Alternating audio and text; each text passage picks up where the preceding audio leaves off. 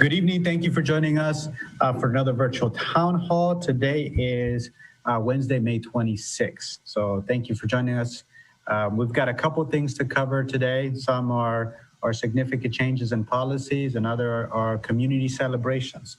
First, I'd like to start off with what has been our custom to review the COVID case numbers.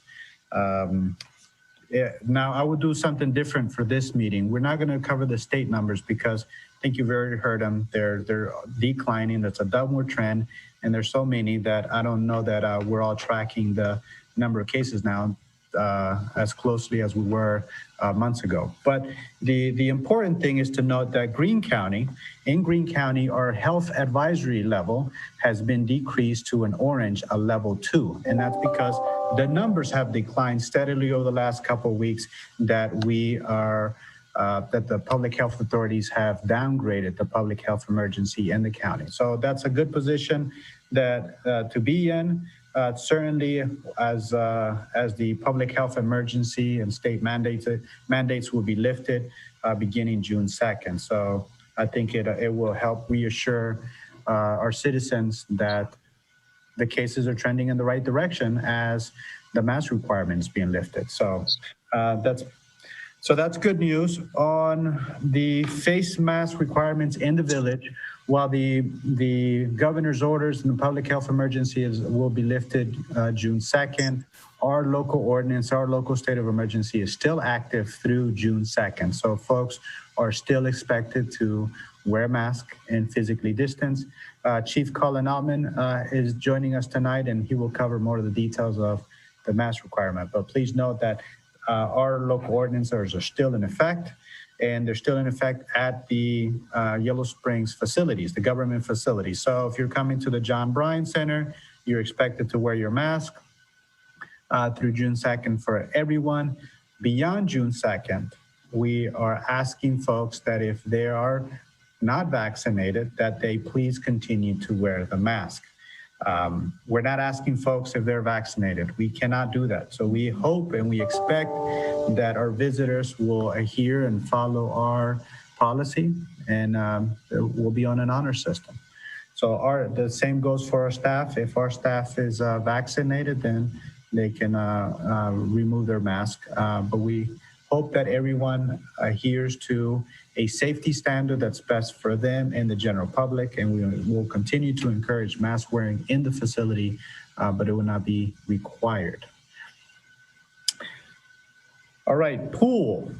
May 29th is the grand opening of the pool. So that's this Saturday. I'm excited to announce that yesterday we had our inspection. So the pool passed inspection. There was no doubt whether it would, but just good news to share that the inspection passed. All right, now we'll give the floor to Fire Chief Colin Altman, and then we'll hear from Mayor Pam, and we'll close out the town hall, the COVID response town hall, and we'll transition to the special DORA town hall after those messages. Chief, thank you for joining us.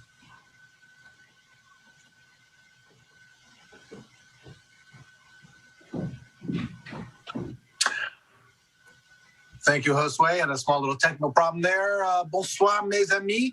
Miami Township Fire Chief Colin Altman coming to you live this evening from the beautiful, recently renovated Bar des Ambassadeurs here at the Hôtel de Crillon in beautiful Paris, France. And you're probably wondering, why am I here? I am here this evening with Mike and Fran DeWine, Lady Gaga, and of course, noted humanitarian Liz Cheney. We're here this evening spending money that I am going to win tonight at 7:29 when the first Vax-A-Million winner is announced. So I am so confident that the winner is me. I'm here in Paris spending federal money. So, yay. So, as we all know, June 2nd, Ohio's health orders do expire. The governor lifted those or planned to lift those for the 2nd. There's much debate as to why he chose to do that. I think we could all sum it up in one word, that is politics. Trying to avoid all the hassles that were going to come with the legislature getting rid of the orders anyway, and probably trying to avoid getting some wingnut to come from the right and challenge him in a primary, but that'll probably happen anyway. So what does this mean for us? As Josue was saying earlier, it means that the health orders end. So it's pretty simple. At this point, everything that we've had in Ohio on the 2nd that said you must socially distance, you must wear a mask indoors, restaurants must reduce capacity, and retail, all that ends from the official side. That does not mean that private properties, stores, restaurants, Target, malls, whatever, can't have their own standards in place. There was a flurry initially of companies saying, my God, yes, we're going to keep masks mandated for everybody. And then I think it hit them that the logistics of trying to figure out who's vaccinated and who's not is impossible.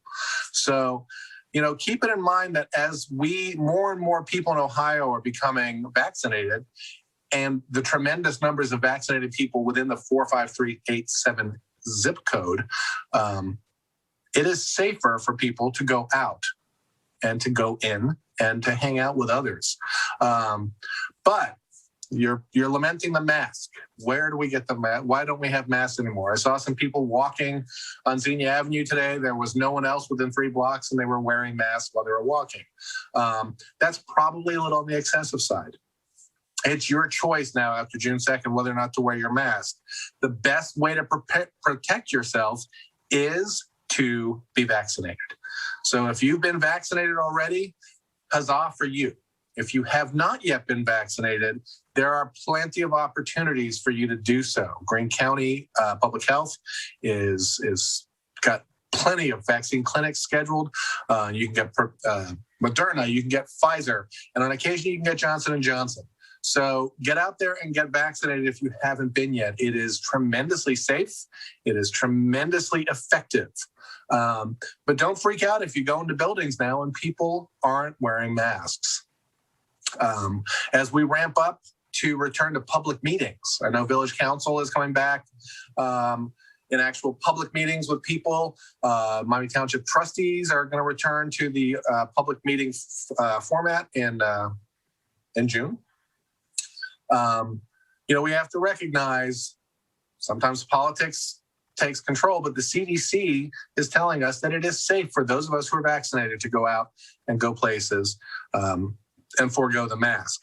Now, you will continue to see people in healthcare settings being masked up. That is still CDC guidance that extends beyond June 2nd.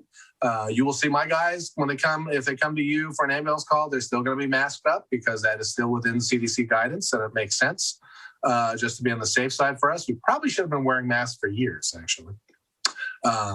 So there's no need to freak out. There's no need to call Chief Carlson right away when you see someone who's not masked up. But if you're a business owner locally, you have the right to make that decision for your business that I want everyone to wear masks, or I want my staff to wear masks, or we're going to keep the plastic barricades up. Those are all decisions you have the right to make. What we are advising people, though, is to think about the big picture. Think about the hassle of trying to figure out who's vaccinated versus who's not. If you and your staff are vaccinated, great. That's the safest position that you can be in. So get your vaccines, be safe, keep your fingers crossed that I, or maybe you, maybe Josue, one of us wins the first $1 million payout for Vax-A-Million.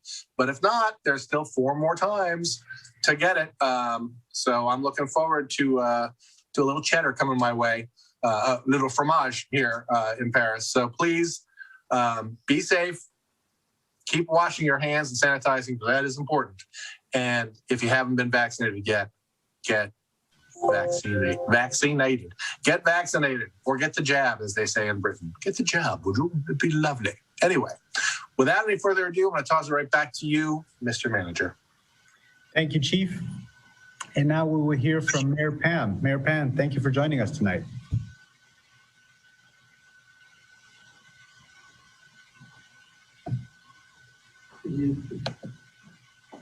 Thank you.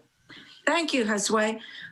Chief, as to that $5 million lottery, I remember it was Mr. Roby, the infamous math teacher at the middle school for years and years, who said lottery is a tax on people who can't do math. So good luck with that. And as to that $5 million lottery drawing and the free collegiate tuition for the 5 lucky students who get their vaccinations, naysayers, I want you to listen to this. There was a op-ed by Governor DeWine in today's, well, at least I read it today, New York Times. And in it, he says, and I want to quote what he says, because at first I was very skeptical about this. I thought, oh, people are never, this is not going to be a motivator for folks to get the vaccination. However, according to Governor DeWine, and I quote, the results have exceeded my wildest expectations. Since the announcement, available data suggests that shots are up 49% among people aged 16 and over in Ohio, and have increased 36% among minorities and 65% among Ohioans living in rural areas. Vaccinations among 16 and 17-year-olds have increased 94%. We've been contacted by a number of states inquiring about the lottery, and we have shared details of our experience so far. The publicity the lottery has generated has spread the word more cost effectively than a PSA campaign would at this point, generating over $23 million worth of free ad equivalency dollars about vaccinations. According to one estimate, preventing just 40 severe COVID-19 cases requiring hospitalization would pay for the entire program of the $1 million lotteries and the college programs. That from Governor DeWine, so I end quote. And again, I was somewhat skeptical when I heard about using taxpayer money that way, but after researching the data, it seems to be working in its mission, which is to increase vaccinations. So just a reminder, as Chief very well summarized for us, in this country and certainly in our state, we're entering a time of transition now as we approach Governor DeWine's June 2nd date for dropping the state of emergency and for ensuing COVID rules and regulations. Now that the vaccine is available, it's up to each Ohio citizen on whether or not to get it. And since he believes that 3 weeks was enough time from his announcement for everyone that wants it to get their 2 vaccines, we'll see what happens once those orders officially end. He says, everyone, and I quoted this at the last town hall, and I still think it's a significant statement, everyone can now control their own health. Everyone can now control their own destiny, end quote. And that's what a lot of folks wanted to do. So now it's up to you, especially after June 2nd. And even after that June 2nd date passes, there'll be people, as Chief said, who want to continue to wear masks for whatever reasons, whether it's in public or in certain situations such as a large mass gathering and so forth. Or in my case, mowing my yard. I started wearing a mask this year when I started lawn mowing, and I was amazed. Total reduction of the seasonal allergies I would get after mowing grass. So it's been really helpful in other situations. When entering your local businesses, check the door. If you see that sign Chief referred to, if that establishment asks you to put on a mask before entering, please do so. The option is don't go in, okay? And don't create a scene in there if you do. The employees may ask you to please put on a mask. And again, if you don't want to wear a mask, then go somewhere else. Don't enter the store. It's quite that simple. So with that in mind, I'm going to go on to 3 local announcements I want to make sure you know about since I've got your attention.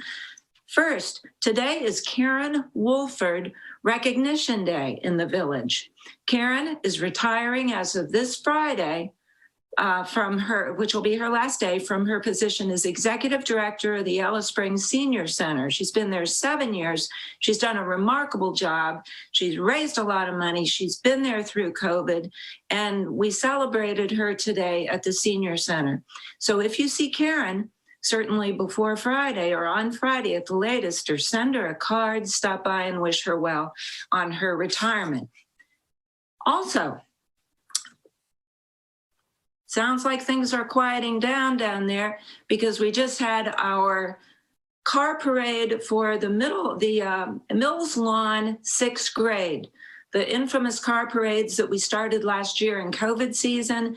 And they were so popular with the village, both with the Mills Lawn sixth graders and with the high school seniors, that those are continuing again this year. Tomorrow at noon to 12:10-ish, they're going to be doing the sixth grade clap out. My guess is it's going to be outside the building, and parents and friends of Mills Lawn sixth graders will line up and the students will process down the sidewalks and we'll clap them out as they leave for their summer and head out for their next year at the McKinney School. High school graduation will follow the high school parade. Again, last year's smashing success. It will queue up about 7:45 in the high school parking lot, 8 o'clock, 8:10 or so. They will take off slowly down North, Southeast, West College, there by the high school parking lot, make that left turn onto Xenia Avenue, and then head down to Corey Street. Will their turn left and head up Dayton Street back to the high school. Grab your cowbell, your hooter horn, get out there, and let's clap the kids out as they head off for whatever awaits them following graduation. They will drive back into the high school parking lot, again, get in line while parents and friends are getting seated in the soccer field area. And then we will hold high school graduation approximately 8:45 tomorrow evening. The high school graduation is limited to friends and family, up to 6 of each graduate. So with that in mind, I will send things back to you, Josue, and I will remind everyone to stay masked in Yellow Springs until the 2nd, and most of all, be kind. Thank you very much. Thank you so much, Mayor Pam. And I will be out there tomorrow for that parade. So I've got 2 more announcements. One is that you've heard June 2nd. It's a big day. It's also a big day here because we will host a vaccine clinic right here at the John Bryan Center from 8:30 to 11:30. Walk-ins are welcome. Sean's going to put up the graphic for you viewers at home on Facebook and YouTube. We'll be able to see that. So that's on June 2nd at 8:30 to 11:30. And walk-ins are welcome. This is the Pfizer vaccine, and it will be available to anyone age 12 and older. So, all right, next one is the council meeting. Chief Altman mentioned that these meetings are starting to go in person. And yes, the next council meeting on June 7th will be in person. Will be in person live right in this room in the council chambers room. So we will still broadcast the meetings as we have been doing for the past year and longer on YouTube. So the meeting will be broadcast on Facebook, YouTube, and we will have a Zoom option. We're not sure of all the details. Sean is working on how we will have a hybrid model. We're trekking in new territory there, but we expect to have a good meeting on June 7th. So, all right, that's for now. And Philip, do we have any questions for this part of the town hall, or can we transition right into the DORA? All right, so we don't have any questions on the COVID response and the updates. So we will transition to the special DORA meeting. And there are a lot of folks here on Zoom that have joined for this conversation. And we will keep the stream on Facebook, YouTube, and Channel 5 going while we have this meeting. For those of you that are on Facebook, YouTube, and Channel 5, if you want to join us on the Zoom, if you want to make a statement or be part of the conversation, I'll be taking in the feedback through Zoom because I can't monitor Facebook and YouTube simultaneously. But if there's anything there that Philip needs to get to me, he will. But if you want to join the conversation, I invite you to join the Zoom meeting. And it's the same link, same meeting number that we use for all the public meetings, for the council meetings, for planning commission. So if you want to pull up any of those meeting announcements, just click on that link and it'll get you to our Zoom room. And Philip's going to put it on the chat. So if you're on on Facebook, you'll be able to catch that. All right, I'm going to let a few people in here that have come in. And Philip, I'm going to make you co-host here so that you can help me as folks come in. All right. Welcome, folks. This is the special DORA meeting, the Designated Outdoor Refreshment Area meeting. I have a presentation, so I will bring up the PowerPoint presentation. I want to give you some context of why we are doing this now. I think that perhaps we should have started this. This should have been the first step as a follow-up to our comp plan. The DORA came on the horizon as part of the comp plan. If you recall, that was that process that took a little over a year, collecting feedback about the comprehensive land use plan for the village. So there are a lot of things in there. Part of that plan included an economic development piece. And that economic development section included this exploring the DORA, the Designated Outdoor Refreshment. So that's sort of the origins of the DORA within the village. The origin broadly in Ohio, this is something that a lot of municipalities, communities have done before COVID. And as COVID hit and a lot of the businesses struggled, it became a popular strategy and tactic to deploy in communities to help encourage business and retain or spur economic development and economic activity in those communities. So we'll also talk a little bit about that in our presentation. I've got some examples of other communities that are similar to us. I think one of the feedback that I received in this process is folks saying, well, we're not Springfield, we're not Dayton, we're not some of these other municipalities that are struggling to bring in visitors to their community. At times we have more visitors than we can handle. So why Yellow Springs? And there's some communities that are similar to us, that they have a lot of visitors and it works to enhance their activities. So I'll transition to my PowerPoint now. Okay. All right, for some of you, this is probably nothing new, but I thought it would be fair to do a broad overview on what is the DORA, how does it work, where it could work, and then I'll get into some of the questions that I have already received, and then we'll open the floor to hear from many of the folks that have joined us on Zoom. Wayne, Christine, Don, a few others have joined, and I look forward to hearing your feedback and all that comes with it. So, all right. So what is a designated outdoor refreshment? This is something that was established by the Ohio Revised Code, the state of Ohio, back in 2015. It's essentially an area that allows adults 21 years and older to walk around with alcoholic beverages served by bars and restaurants of the area in which the DORA is created. The goal is to enhance outdoor dining and entertainment experience while encouraging more business for participating restaurants and retail establishments. You know, I've mentioned a couple of communities that have needed to attract more visitors to encourage business activity.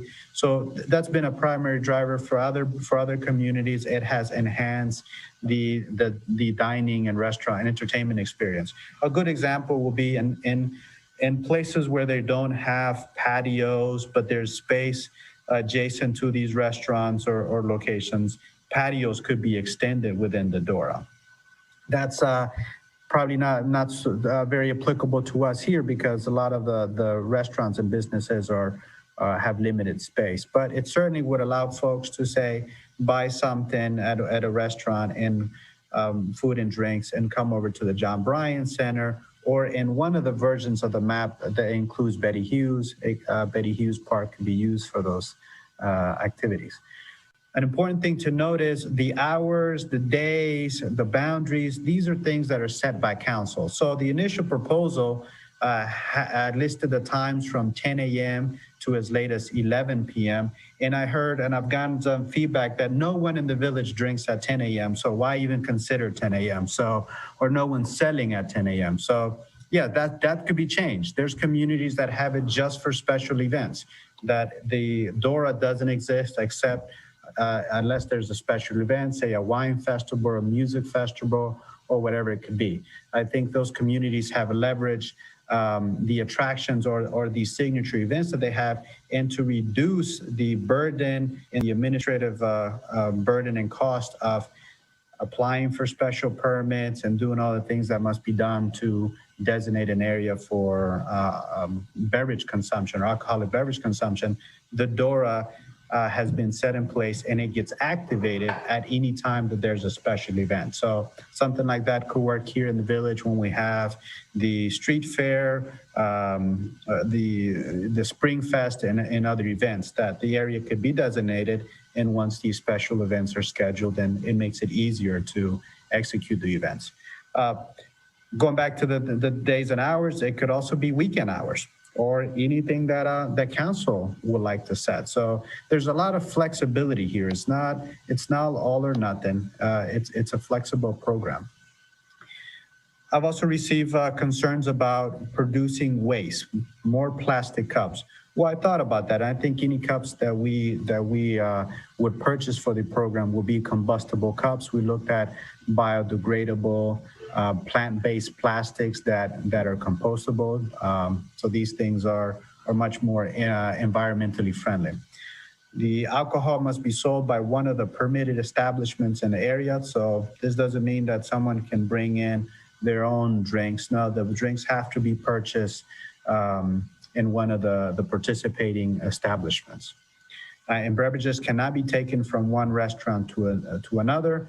Beverages can be taken into retail establishments if and only if allowed by the owner of that establishment. So if there's a business in the designated DORA that does not want anyone coming in with drinks, they can certainly restrict that. It's common in DORAs that businesses that welcome folks with a DORA cup, they will put a sticker on their door it's indicating that the DORA drinks are allowed. All right, I mentioned that the boundaries are flexible. The first image that you see here, this is the initial concept from the 2020 comp plan. You see is very broad. And we presented on this concept at the first council meeting when this was only a discussion. We received feedback from that meeting, and that plan was adjusted. And this second map here is what that modification includes. If you'll see, we removed the area, the front of the Mills Lawn School, and the church and the funeral home that are on Xenia Avenue between Walnut and Xenia Avenue from Short Street to Limestone. So remove that area. Obviously, this can be adjusted more. We can include more areas or reduce more areas. On this second version, it doesn't include the brewery, but that's something that can be added back on there. And then I think it makes sense to include that industrial complex there. But the map and the boundaries can be changed. Now, these could be adjusted to fit the needs of the community. All right, what are other DORAs similar to Yellow Springs?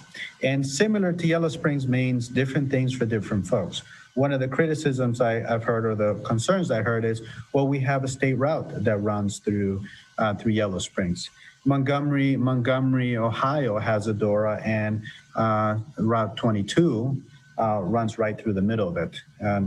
Oxford also has major roads. In Oxford, small community, a little bigger than us, obviously.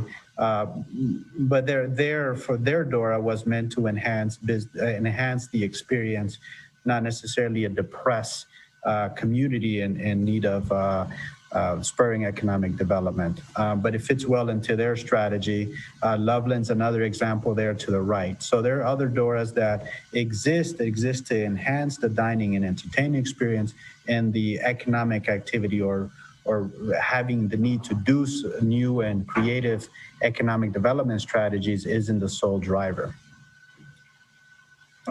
All right, so in partnership with the Yellow Springs Chamber of Commerce, we received feedback from business owners. This is what the business owners had to say about the DORA. 71% do not support a DORA, 23% say yes, now 6% say would if the area would be modified.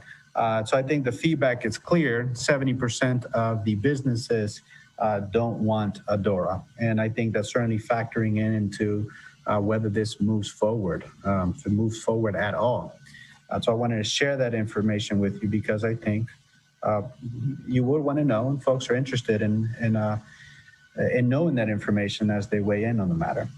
All right, why now? Well, I mentioned that the DORA initially came on our radar as a result of the Comprehensive Land Use Plan in 2020. So that came on our radar. The COVID pandemic got some council members and administrative thinking about it, and that's why this came forward. How much will it cost to operate and who will pay? Well, the cost is dependent on the model and activities we choose to do here. As you know, I mentioned the special events. With the special events, we provide additional public safety personnel, and that cost is typically passed on to the organizers of the event. Good example of that would have been street fair. We do a certain amount of public safety expense that we incur that we cover as part of the activity, but additional personnel that's brought in was paid by the organizers of the events. So it depends on the model we choose to activate or develop here. But the intention is that the DORA, as they are in most DORAs, they're self-supported through the business activities that they generate. An example of that would be the sale of cups and special event revenue. So this will not come at the expense of taxpayer money. So I want to reassure the taxpayers that this is not something that gets carried on to you. It's typically self-supported. Would this require additional public safety? I think it depends on the model. The special events, they typically tend to require additional staffing, but that is a cost that was also covered by organizers in some way. So these are the questions, feedback I received. I'll now open the floor in this presentation here. Okay. All right, and I will now I'll allow everyone in the Zoom meeting to unmute themselves, and we'll just have a conversation. All right, Wayne, you were here on before anyone else. Do you want to jump in? I know you and I got to speak a little bit before we got our meeting started, but you're concerned about several things: the noise, the activity. Anything else you want to weigh in, Wayne? Well, bathrooms become an issue. Right. I mean, people already use Keith's Alley. It's just going to get worse. Mm-hmm. And, we live right next, or at least adjacent to Beatty Hughes Park, and all of a sudden having that be an open drinking area is just not a very community-friendly sort of thing. Mm-hmm. I also, you showed the chart here, the map of where the DORA was. You had the original one, the paper published, that was not good. And then you had the second one that you showed here tonight. But that doesn't agree with Exhibit B. Exhibit B's got a list of addresses, which I presume overrides the chart. And it's a lot larger than what you showed. And there's a real serious discrepancy there. And so somebody ought to take a look at that one. Mm-hmm. But what's the actual DORA going to be like? Right. So the bathrooms are you bring up a good point, and that's something that we continually try to work on.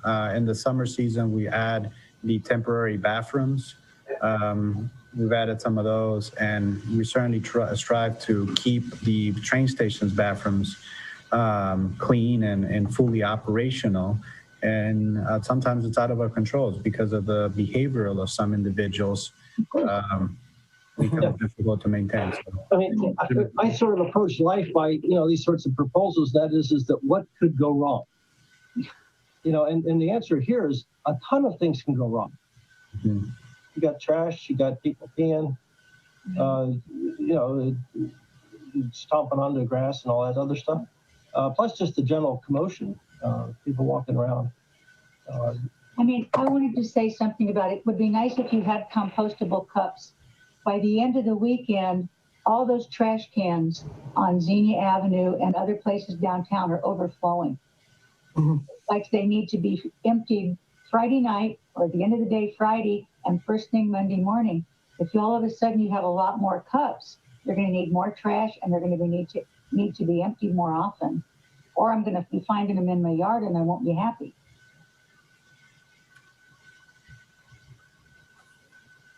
Thank you. On the addresses, Wayne, yes, that's something that any final legislation would certainly be vetted multiple times to ensure that the boundaries are correct and the addresses are correct. Josue, it's Chris Wyatt. Can I ask a question? Sure, Chris. So, which of the places in town that actually have alcohol licenses are on board with the idea of Adora? Have you spoken with any of the people that own businesses that sell alcohol in town and polled them to find out who's on board with this? I personally have not spoken with the liquor and the various types of license holders. So that would seemingly be like the first thing that you should do, because if no one wants to do it, then it's not happening. Right, so right. So before we've even polled how popular it is, if it's not popular with the people that sell alcohol, right, and as you know, this task is not just my task. It's certainly not something that I'm the only sole engineer or person engaged in the community. But you bring up a good point. But I mean, that kind of has to happen before you push forward the idea of Adora, or otherwise there's a lot of work goes. You and the people involved will end up doing an awful lot of work, and then it simply won't happen. So I think that has to happen before anything else goes forward. Because if none of the restaurants and bars are interested in people wandering around the streets with beer, and they want to try and keep people drinking in their own establishments, which only makes sense, and which I'm fully behind, because I think our bars and restaurants are terrific. But that has to happen first. But anyway, so I will let other people ask questions. I just think the most important thing for a committee that is organizing Adora is to first talk to the people that are going to be the ones that are providing the drinks before anything else happens. Yes, as you know, there's multiple stakeholders here, and I want to make a reference to the process. This isn't something that gets done in a meeting. It's certainly a lengthy process. There's public hearings, and I think. But if nobody wants to sell the alcohol to drink in the streets, then there doesn't need to be lengthy hearings. So anyway, I'm going to stop now and let other people ask questions. All right, I have some comments that have come in through the chat. I know there are folks in Zoom. Are able to read these, but I'll read it for the public who are just tuning in. As we're having the conversation, some folks are making comments on the chat. Philip, I can't track them all, but I just see them popping up. So the last one I have is from Ken. Proprietors may be interested in the degree of approval by the public. So I think that was a response to the current conversation of whether the business owner or the license holders want to engage in this development of the DORA. The proprietors might respond or might be on board to the extent that the residents, the villagers, are interested in this. So this may be something that there are multiple stakeholders that are involved, and they feed and support each other in terms of support. All right. Anyone else here on Zoom wants to make a comment? Josue, this is Laura. I have a question. How small can it be? We've identified it to meet the minimum requirements. I think it could be, we need to capture 4 license holders. So as long as we capture 4 license holders within the region, it can be that small of a region. And if we did it for events only, like street fair, I guess one of the things Adora gives you, right, is you don't have to put up fencing, which is correct. Ugly and not that effective, really. Right. So, it'd be nice to be able to do street fair in the beer garden like we do it without putting up fencing. No. So well, it's just a question. Yeah, Laura, what you make reference is that if a business wants to have outdoor drinking space, they need to cordon off the space, right? The DORA removes that requirement from the business. They can extend their patios if there's space available, say in Houston or across the street, whatever, maybe, and the requirement of cordoning off, having fencing is removed. So, that's, I heard Don weighed in, but that would be one of the features of designating a DORA for special events, that it removes this requirement of putting up fencing and other barricades. And have you asked other city managers, like up in Springfield or other places? And I know every place is different, but what are some typical reactions about it? The different reactions are some that you've heard here. The folks the trash, the certain behavior that is inherent to types of events. So if you're having sporting events and other activities. So, I think all the things that have been mentioned here are things to expect. They just have to be mitigated. So yes, you're going to have more trash. If you're doing it to attract more visitors, you're going to have more visitors and they drink it. And what happens when people have several drinks? They need to use the bathroom. So facilities have to be available or provided. Otherwise, they'll find the closest alley. So some of those problems do exist in the communities. But like most things, they have to find a way to mitigate them. I mean, I don't want to monopolize, but for example, it sure would be nice if the hotel could use its own lawn without having to put up fencing because they have weddings and receptions out there. It'd be nice if it could be as small as if one business wanted to do it, that they could do it. Correct. That's one of the added benefits of having it. Yeah. So someone like Miguel's can't even use their own parking lot to put outdoor seating. Right, like King's Yard, King's Yard, that whole space, there's a lot of space there. Yes, that could be a space that could be used for, special events that would allow for alcohol consumption. Correct. That's an example. There really isn't a lot of space in King's Yard. Just making a comment. It's tiny.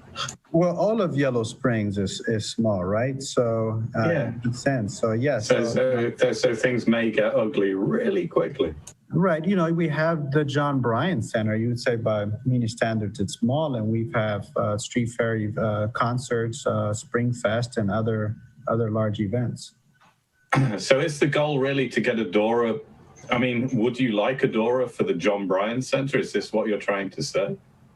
Because the only people that are supplying, are going to be able to supply alcohol are Peaches and the brewery. And if they don't want it, then it's not. Again, I'm sorry, I'm beating the same drum. Chris, I would say that is it my goal to get a DORA on the John Bryan Center? I wouldn't say that that's my goal as the village manager. This was an activity that came about in the comp plan. It's worth exploring. And if it doesn't move forward, it doesn't move forward. But it's not something, I think there's benefits to it, but it has its negative aspects. And that's part of the process here. We're having a conversation. No, if you can minimize if there's no value, and I think I mentioned this in one of the forums, I'm here to create and add value. If this doesn't do it for the broader benefit of our community, then it is what it is, and we move forward. Thank you, Jose. Mm-hmm. Yeah, Jose? Don, yes? Yeah, so I would like to kind of touch on something Chris said at the beginning, is I think that this is something that the opinion of liquor permit holders should have really been actively looked at. I mean, I polled literally everyone who has a permit in town outside of the brewery, and no one is in favor of this. It would have just brought a little bit of a level of expertise from people who have ran restaurants for 20, 30, 40 years as to what that kind of thing is going to entail. I mean, we've strove literally the entire time we've had establishments to keep alcohol in our boundaries. To then suddenly unleash it everywhere, I can't even imagine exactly how that's going to work. And to really say that other communities have had DORAs and it's been successful, I don't care. I mean, I don't think it's something that we want here. I don't see it. I just don't see it as a Yellow Springs thing. And honestly, we don't need the business on the weekends. I mean, anybody that's downtown knows what we've got going on. I mean, honestly, we are possibly the most luckiest community I know with the way we have bounced back with business from COVID. We're the envy of many other restaurant groups. So I think that something like this is very dangerous to how it can destroy a brand that we have, a vibe that we've got here, that when you throw something like this in the mix, I just don't think you 100% know how it's going to be received. And that's a really big gamble for our businesses. And really, at a time that we have COVID, I think this is the most ridiculous thing I've ever heard. I'm not personally against you. I just think the idea right now is absurd. And I don't think Adora fits Yellow Springs. We're such a family-oriented town.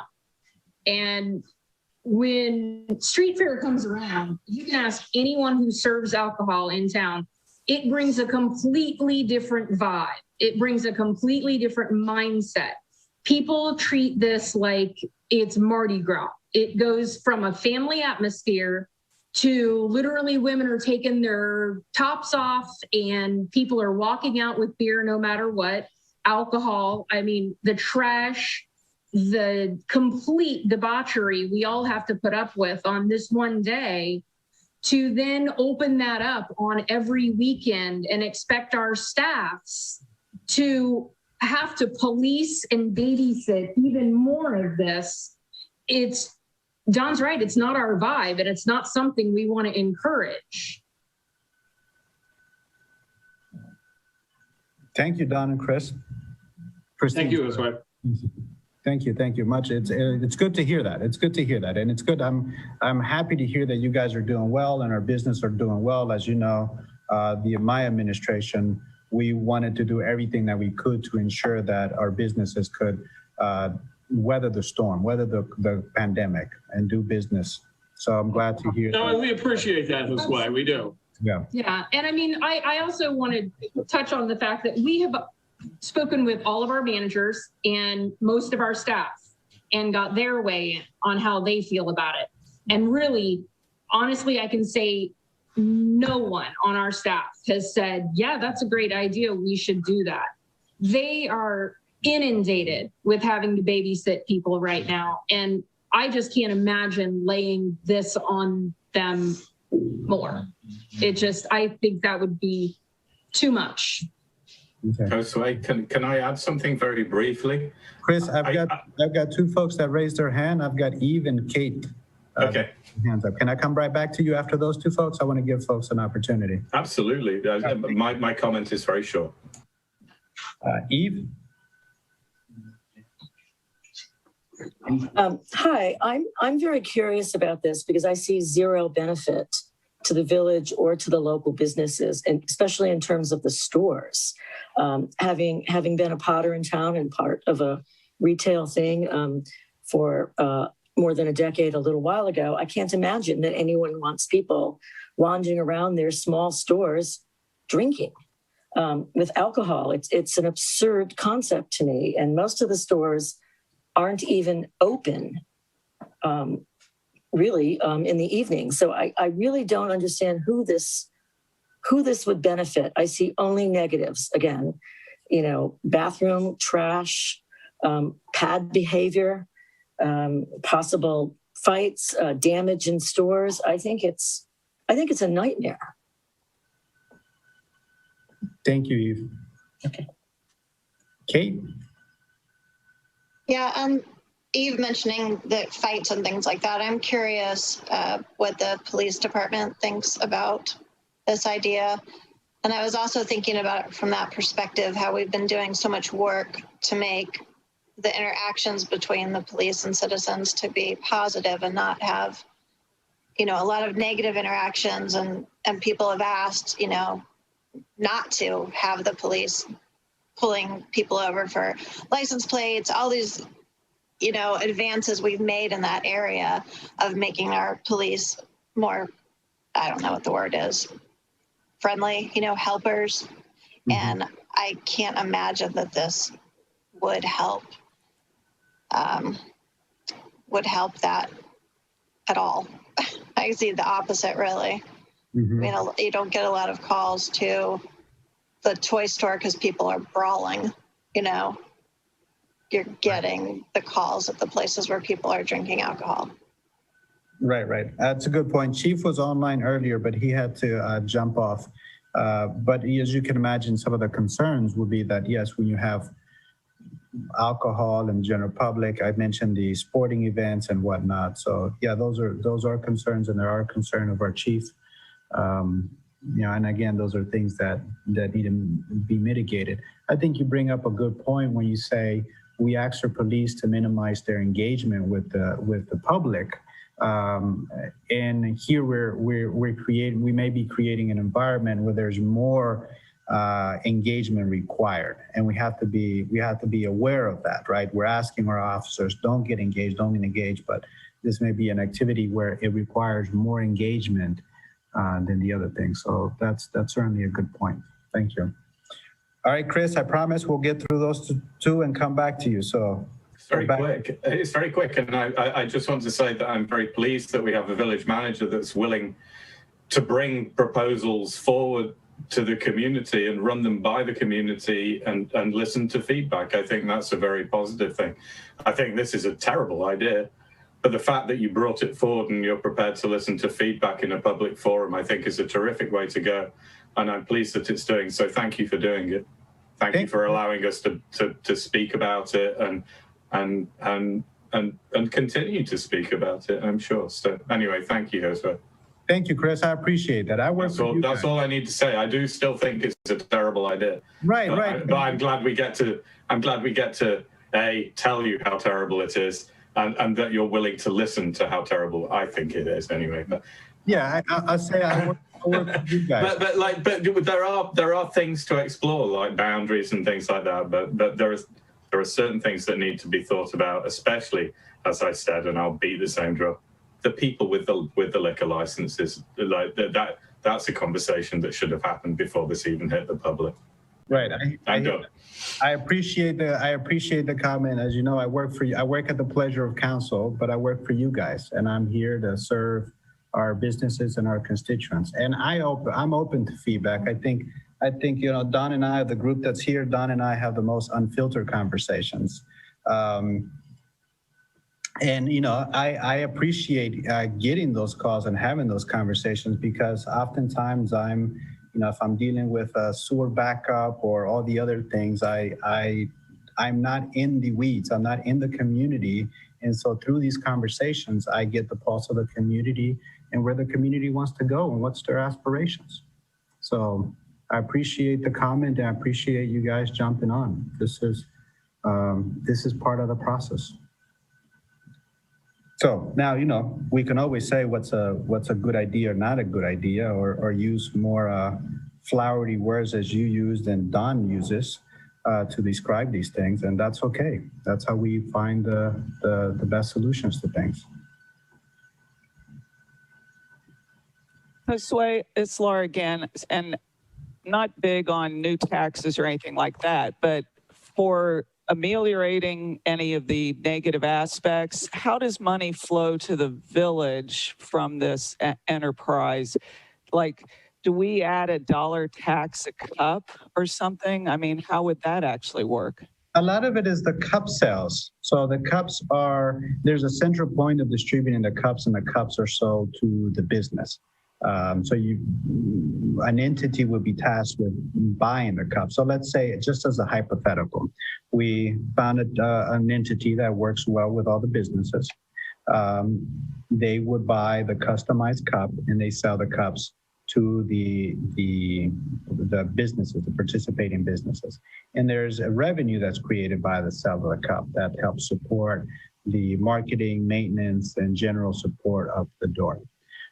For other municipalities that have ability to collect some of their sales tax and other tax revenue, it is part of their revenue stream for them. For us, as you all know, we don't have access to any of our sales tax, and I don't have access to the sales tax data, and that's very difficult to get here in the county. But I would say that given the size that we are per capita, we're a big contributor of sales tax to the county. And that unfortunately is something that we don't have access to. But other than the cup sales or putting in an entertainment tax, which there's no plan on, and there's nothing on the horizon there. That will be other ways that business activities can support local community. For depressed communities or communities that really need that economic activity, well, there are other ways that they are supported. This is not the case for Yellow Springs. We don't need more people coming over. This is what I'm hearing from our folks here, is we don't need more people. It's already tough enough if it is. But there are communities that struggle to attract visitors.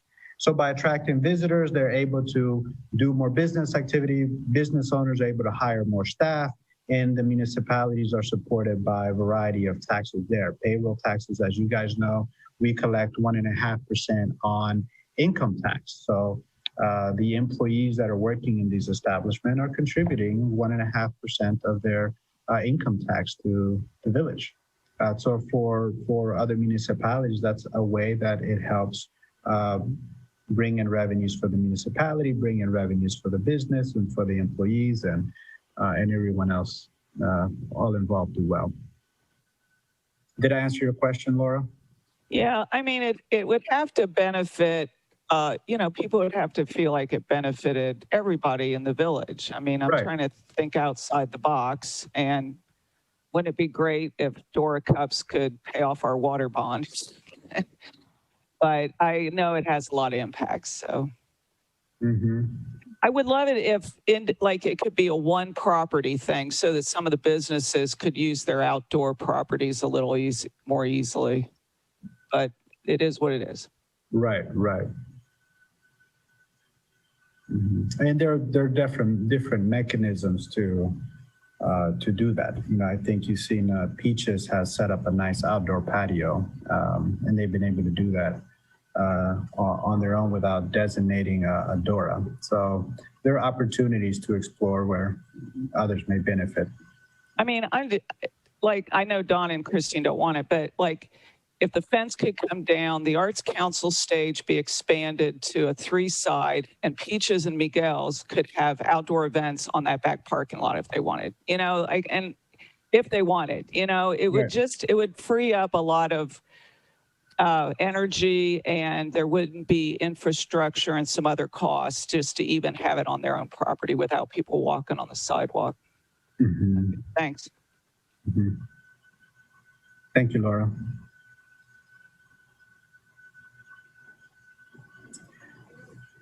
All right, anyone else?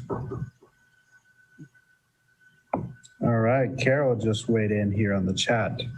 What keeps people from getting a drink in a Dora cup and then walking their cars, putting their own alcohol, walking around this? Carol, unfortunately, nothing keeps it. Nothing keeps them from doing that now. They could be walking around with their coffee cup and do that now. So yes, that's an issue.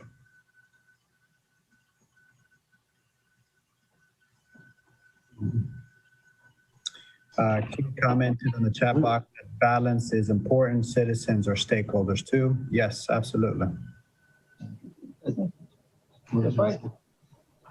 Yeah, but is Brian Carlson? He's gone? His picture's still here, or is his little block is still there? Is he gone? I'd love to hear his take on this whole thing. Oh, Brian is here. Brian, are you? Hey, sorry about that, guys. I was engaged. Yes, I'm here. I'm off screen because we had the 6th grade graduation parade, and I was on my bike, and I looked pretty frazzled, but it was a great celebration. What I can add to this is conversations I've had with my colleagues in surrounding jurisdictions. A couple of the problems are that they see. One, trash was unanimous. 2, the cup thing, once somebody figures out they can find a cup, they can use that cup and then fill it with their own liquor. And so that happens considerably. And I think my biggest concern is, in working with council and the village on trying to minimize interactions, police interactions with citizens, that's the part of this that scares me a little bit, because the one contributing factor to police interaction is alcohol consumption in public. And so, I'm not sure where that would take us, but that is a big concern for me because, we're following the guise of our leaders and what we're hearing from the community, and that is to minimize interactions with citizens. And I don't believe that this would do that. And Josue, I think he makes a really valid point. I mean, one good aspect of kind of liquor management within an establishment is not only are you watching people, but you really want people to move along at another point. You get up, you stretch your legs, you've had your appetizer, you've had your beer or two. Now I walk downtown. I go to the next establishment. But to then provide liquor for that walk between A and B, they don't really get that break. And I think it's really just integral to helping people kind of keep their behavior in check. Mm-hmm. That's a good point.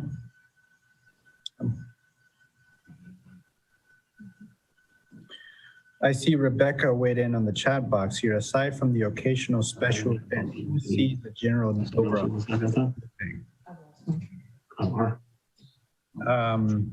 I think, Rebecca, your question's geared towards everyone here, right? So, does anyone have any thoughts on here? I think from the folks that spoken, just generally Adora, whether just for, well, we've heard just from a special event. Chris, Christine and Don, what about special events? Do you think the special events idea is not a good thing as well? You're asking us about special events? Correct. Yep. It depends on the event. I don't think that street fair would be a good event for this at all, really. There's just too many people. There's too much automatic debauchery. Mm-hmm. And again, I just don't think it provides the family-oriented mindset that we already are. I mean, I will say even with Pride, I'm on the Yellow Springs Pride Committee, and we plan Pride specifically with the fact that we are a family-oriented town. And so you know how other prides are, like Columbus Pride, the larger cities Pride. There's a lot more drinking, nudity. It's way more of a free-for-all. We try to make it more mom and pop, family friendly, safe for kids to come and feel like they're not going to be accosted or grabbed or feel unprotected. Yeah. So that's the mindset is what I'm trying to get at, is that Yellow Springs is a protected community. We take our safety really seriously. We take each other's space really seriously. We take the safety of our children really seriously.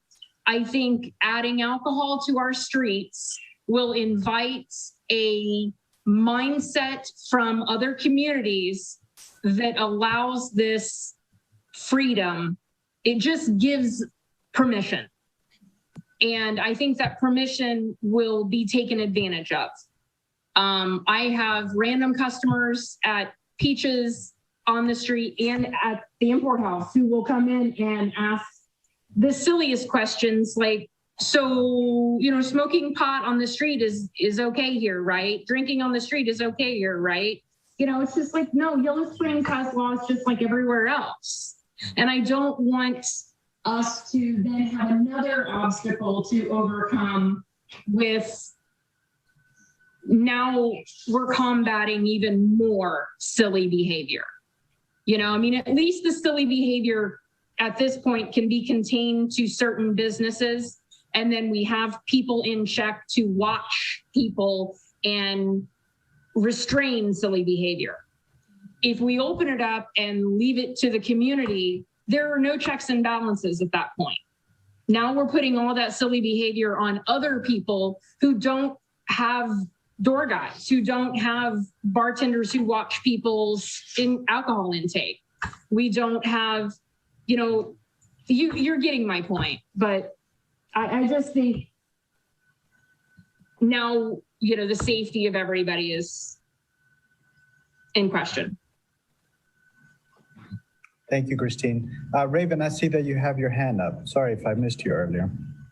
That's all right. I just wanted to ask what the next steps are after this town hall.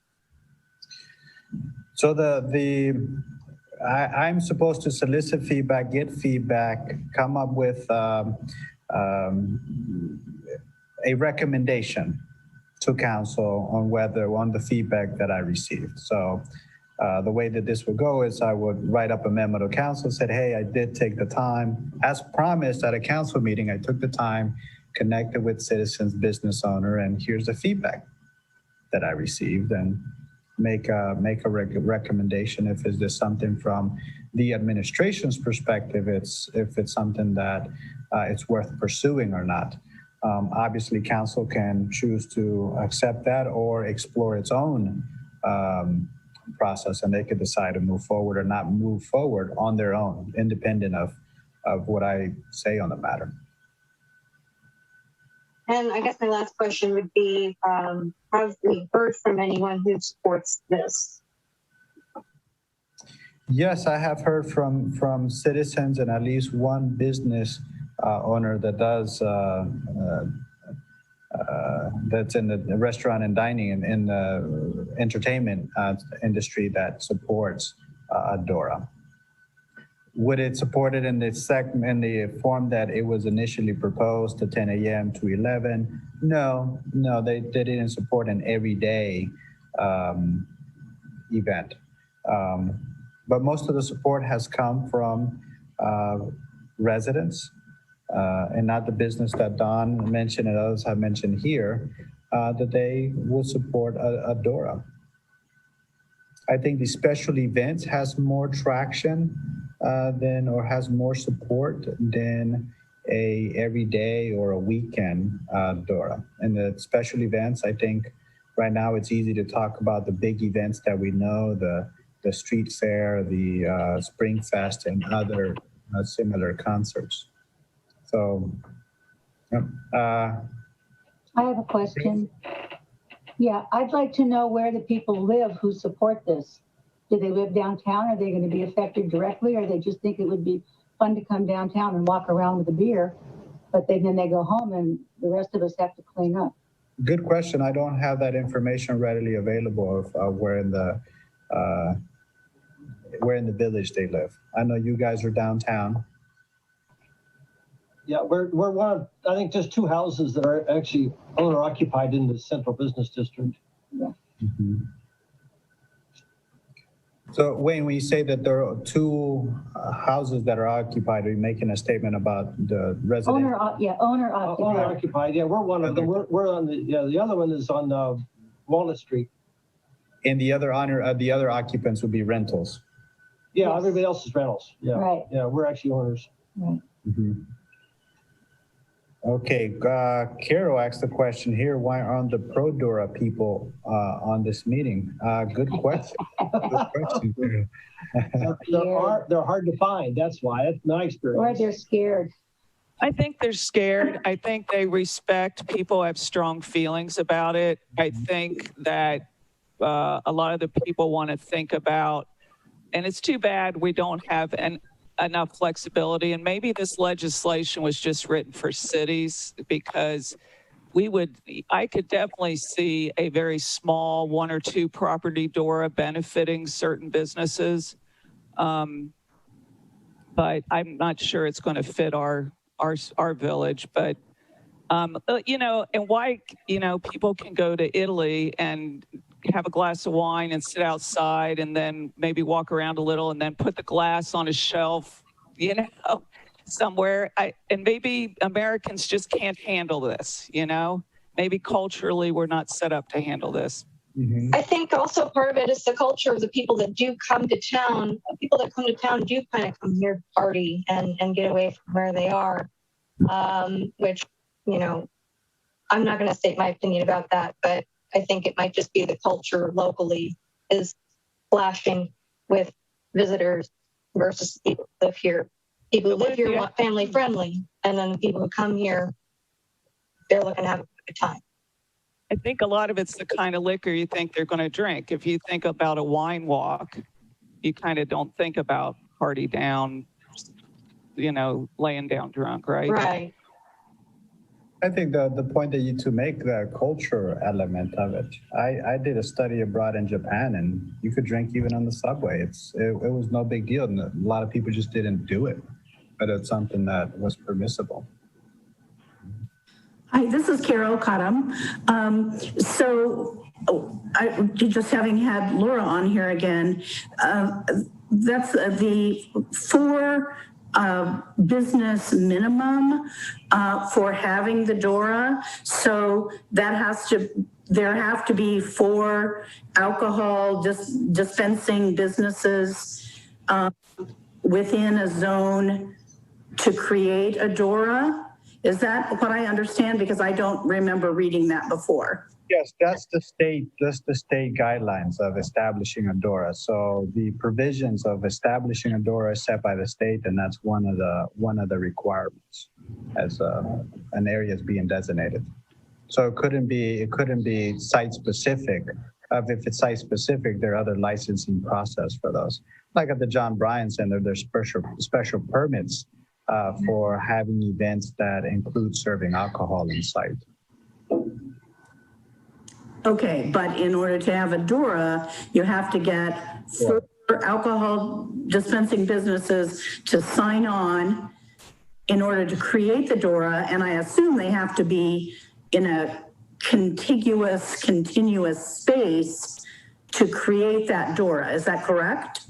The continuous space piece is relative. It's, you can't have 2 separate areas and count them as one, as long as the zone is all enclosed in one space. But there's no parameters as to how to get from one space to the next space, how thick or wide an area needs to be. But to your point, there needs to be 4 license holders within the designated area.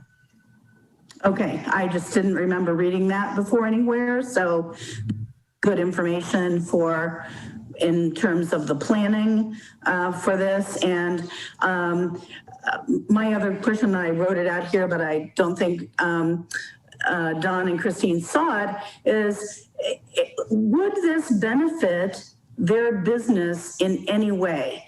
Their businesses. I own a business. It doesn't have a license for alcohol, but if I allowed people to take the business that I was doing and walk down the street and go to Bob's shop for the same product, I don't see how that would benefit my business in any way.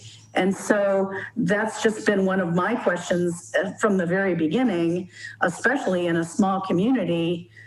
If you buy your drink at Peaches and you take it to go, you're not sitting there ordering another drink at Peaches, nor are you ordering any wings or appetizers or, anything like that. You're just leaving and you're going someplace else. So from a standpoint of Christine and Don, is there any upside for selling additional product because except maybe sheer numbers of people who might come? Well, so speaking for Peaches, because Chris would speak more for the trail, no, I don't see a benefit. Right now, on weekends, we're as busy as we can possibly be. I don't see an added benefit that would outweigh the derogatory side that I think is going to happen. And, I live here too. I mean, we're not just business owners. I live 2.5 blocks down the street. I mean, this is not something I want in front of my house either. And I don't blame anybody that would live in front of this district or live in this district that wouldn't feel that way as well. I think you just have to think a little bit beyond maybe the few dollars this might generate for you to the damage it really could do. Yeah, I agree. I mean, I get Carol's point with that, and you're right, you know, and I think there are certain, there's a certain feel, vibe, a culture in each different establishment, and you go to those establishments because that's how you feel at the time, you know, it's the culture and the environment you want to be in at the time. So, yeah, I feel like putting the alcohol on the street really doesn't give any business any benefit. And to throw in, at the import house, we don't let anybody come in with food or drink. So. Okay, well, that's what I thought, but it's good to hear it from somebody who's actually in the business.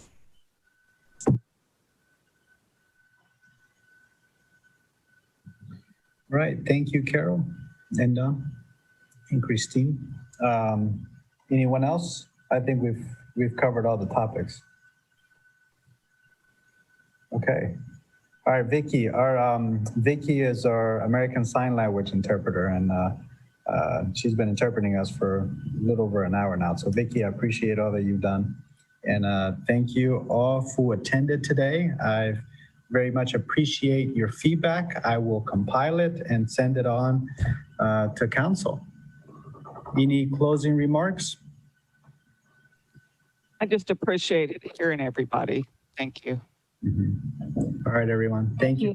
Thank you, Josue, and everybody else for speaking up. Can you make your summary public? It's all, anything that goes to council is public. So yes. Okay, great. Publish it independently as well. So folks don't have to go digging through a 100-page council packet to find it. Great, thank you. All right. All right. Thank you, everyone. Have a good night. You too.